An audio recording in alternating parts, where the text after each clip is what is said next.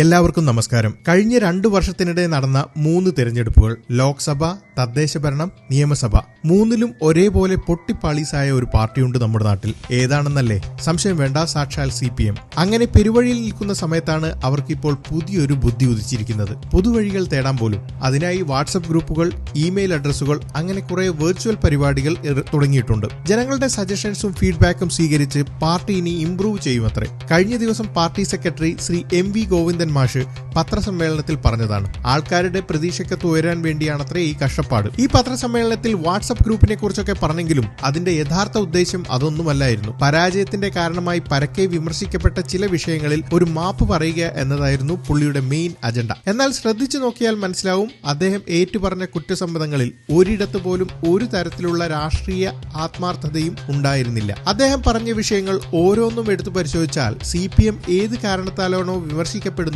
ആ കാരണങ്ങളെ അദ്ദേഹം പൂർണ്ണമായി തള്ളിക്കളഞ്ഞു. എന്നിട്ട് മറ്റു ചില കാരണങ്ങൾ ഉയർത്തിക്കാട്ടി അതായിരുന്നു പ്രധാന പ്രശ്നം എന്ന് വരുത്തി തീർക്കാനാണ് അദ്ദേഹം ശ്രമിച്ചത്. ഇതൊരു കുറ്റസമ്മതമല്ല, പല കാര്യങ്ങളും മറച്ചുവെക്കാനുള്ള പച്ചയായ ശ്രമമാണ്. അതെന്തൊക്കെയാണെന്ന് നമുക്ക് ഓരോന്നോരോന്നായി നോക്കാം. ഒന്നാമതായി അദ്ദേഹം പറഞ്ഞത് പമ്പയിൽ നടന്ന ആഗോള അയ്യപ്പ സംഗമത്തിൽ UP മുഖ്യമന്ത്രി യോഗി ആദിത്യനാഥിന്റെ സന്ദേശം വായിച്ചത് തെറ്റായി പോയി എന്നാണ്. സത്യത്തിൽ ആ പരിപാടി വിമർശിക്കപ്പെട്ടത് യോഗിയുടെ സന്ദേശം വായിച്ചത് കൊണ്ടായിരുന്നോ? അല്ല, മറിച്ച് അതുമായി ബന്ധപ്പെട്ട് CPM നടത്താൻ ശ്രമിച്ച ഒരു രാഷ്ട്രീയ മുതലെടുപ്പ് കൊണ്ടാണ്. വെള്ളാപ്പള്ളി നടേശൻ ഉൾപ്പെടെയുള്ള ഹിന്ദു സമുദായ നേതാക്കളെ പിണറായി വിജയനൊപ്പം ഒരേ വേദിയിൽ, അതും ശബരിമലയുടെ ബാക്ക്ഡ്രോപ്പിൽ കൊണ്ടുവന്ന് തദ്ദേശ തെരഞ്ഞെടുപ്പിന് മുമ്പായി ഒരു വിഭാഗത്തിന്റെ ആകെ പിന്തുണ തങ്ങൾക്കാണെന്ന് വരുത്തി തീർക്കാനുള്ള ഒരു ഒളിച്ചു കടത്തലായിരുന്നു അവിടെ നടന്നത്. പിന്നീട് വിമർശനമുണ്ടായത് ഇതിന്റെ കണക്കുകളിലുള്ള സുതാര്യതയില്ലായ്മയെക്കുറിച്ചാണ്. ദേവസ്വം ബോർഡിനോട് ഫണ്ട് ചെലവാക്കരുത് എന്ന് ഹൈക്കോടതിയുടെ കൃത്യമായ നിർദ്ദേശമുണ്ടായിട്ടും എന്നാൽ പണത്തിനെ തട്ടിയെടുക്കുന്നതായി കണ്ടെത്തി ചെലവുകൾ പെരുപ്പിച്ചു കാട്ടി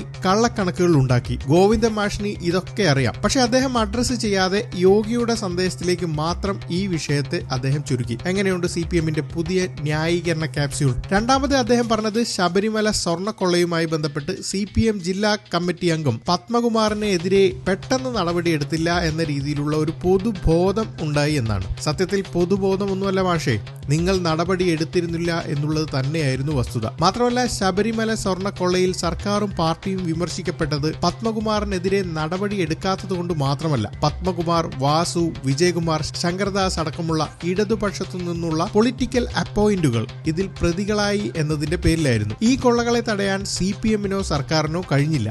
പോരാത്തതിന് ഒന്നാം പ്രതിയായിരുന്ന ഉണ്ണികൃഷ്ണൻ പോറ്റിയുമായി അന്നത്തെ ദേവസ്വം മന്ത്രി കടകംപള്ളി സുരേന്ദ്രന് വ്യക്തിപരമായ ബന്ധമുണ്ടായിരുന്നു എന്നതിന്റെ പേരിലാണ് CPM വിമർശിക്കപ്പെട്ടത്. ആ വിഷയം അതിന്റെ പൂർണ്ണതയിൽ അഡ്രസ് ചെയ്യാതെ നടപടിയെടുത്തില്ല എന്നൊരു പൊതുബോധം എന്ന് പറഞ്ഞ് ലിമിറ്റ് ചെയ്ത് കാതലായ വിഷയത്തിൽ നിന്ന് ഒളിച്ചോടാനാണ് ഗോവിന്ദൻ ഇവിടെയും ശ്രമിച്ചത്. അടുത്തത് വെള്ളാപ്പള്ളി നടേശന്റെ ന്യൂനപക്ഷ വിരുദ്ധ പ്രസ്താവനകൾക്കെതിരെ ശക്തമായി പ്രതിരോധിച്ചില്ല എന്നുള്ള ഒരു അവബോധം ആൾക്കാരിൽ ഉണ്ടായി എന്നതാണ് പറയുന്നത്. ഇവിടെയും കുറ്റം ആൾക്കാർക്കാണ്. ഞങ്ങൾ പ്രതിരോധിച്ചു, പക്ഷേ ആൾക്കാർക്ക് അങ്ങനെ ഒരു ബോധം ഉണ്ടായില്ല പോലും. പക്ഷേ യഥാർത്ഥ പ്രശ്നം എന്തായിരുന്നു? മുസ്ലിം വിരുദ്ധ പ്രസ്താവനകൾ നടത്തുന്ന ഒരാളുടെ തോളിൽ കൈയിട്ടു നടന്നു. അദ്ദേഹത്തെ പ്രശംസിച്ച് പിണറായി അടക്കം പരസ്യമായി സംസാരിച്ചു. ശ്രീനാരായണ ഗുരുദേവന്റെ എല്ലാ ആശയങ്ങളും ജീവിതത്തിൽ സ്വാംശീകരിച്ചിരിക്കുന്ന നേതാവാണെന്ന് പറഞ്ഞു. നമുക്കൊരു നാരായണ ഗുരു മാത്രം പോരാ, ഒരു നടേശ ഗുരു കൂടി വേണം എന്നുള്ള പ്രതിഷ്ഠാ സ്ഥാപനത്തിന് പിണറായി വിജയൻ ശ്രമിച്ചതാണ് അന്ന് വിമർശിക്കപ്പെട്ടത്. അടുത്തത് തളിപ്പറമ്പ് നിയമസഭാ മണ്ഡലത്തിലെ PK ശ്യാമളയുടെ സ്ഥാനാർത്ഥിത്വമാണ്.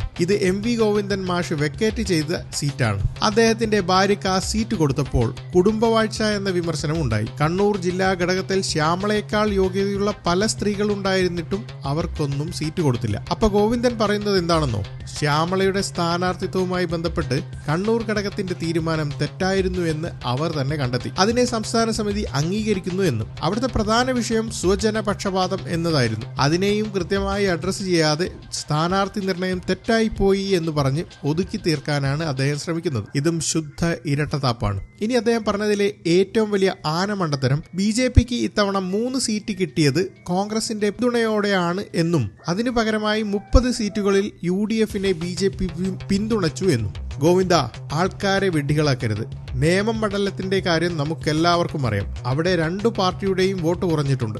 കോൺഗ്രസിന് 4% വോട്ട് കുറഞ്ഞപ്പോൾ CPM-ന് 1% വോട്ട് കുറഞ്ഞു. അതായത് കോൺഗ്രസിന്റെ വോട്ട് മാത്രമല്ല CPM-ന്റെ വോട്ടും BJP-യിലേക്ക് പോയിട്ടുണ്ട്. മറ്റൊന്ന് ചാത്തന്നൂർ മണ്ഡലമാണ്. അവിടെ കോൺഗ്രസ് BJP-യെ പിന്തുണച്ചു എന്നാണ് ഗോവിന്ദൻ പറയുന്നത്. പക്ഷേ സത്യം എന്താണെന്നോ, അവിടെ കോൺഗ്രസിന് 1% വോട്ട് കൂടി. നഷ്ടമുണ്ടായത് CPI-ക്കാണ്. 8% വോട്ടാണ് അവിടെ CPI-ക്ക് നഷ്ടമായത്. അങ്ങനെയെങ്കിൽ ഈ ഗോവിന്ദൻ മാഷിന്റെ ലോജിക് ഉപയോഗിച്ച് പറഞ്ഞാൽ അവിടെ ഒരു ഡീൽ ഉണ്ടെങ്കിൽ അത് CPM-ഉം BJP-യും തമ്മിലാണ് എന്ന് പറയേണ്ടി വരും. ഇനി അടുത്തത് കഴക്കൂട്ടം. ഇവിടെ കോൺഗ്രസിന് കഴിഞ്ഞ മണ്ഡലത്തിനേക്കാൾ 4.5 വോട്ടാണ് വർദ്ധിച്ചത്. എന്നാൽ കടകംപള്ളി സുരേന്ദ്രൻ മത്സരിച്ചപ്പോൾ CPM-ന് 11% വോട്ടുകളുടെ കുറവാണ് ഉണ്ടായത്. അപ്പൊ CPM-ഉം BJP-യും തമ്മിലായിരുന്നോ ധാരണ എന്ന് പറയേണ്ടി വരും. ഇനി വേറൊരു തമാശ കൂടിയുണ്ട്. UDF-ന് മൊത്തത്തിൽ 102 സീറ്റാണ് കിട്ടിയത്. അതിൽ 30 സീറ്റ് UDF ജയിച്ചത് BJP പിന്തുണയോട് കൂടിയാണെന്ന് വിചാരിച്ചാലും ആ 30 സീറ്റുകളെയും LDF അങ്ങ് കൂട്ടി വെച്ച് കഴിഞ്ഞാലും LDF-ന്റെ മൊത്തം സീറ്റ് 65 മാത്രമേ ആവുകയുള്ളൂ. ഇത് ഭരണത്തിലേക്ക് എത്താനുള്ള ഭൂരിപക്ഷം തരില്ല. 102-ൽ നിന്ന് 30 പോയി കഴിഞ്ഞാലും ഭരണത്തിന് വേണ്ടതിനേക്കാൾ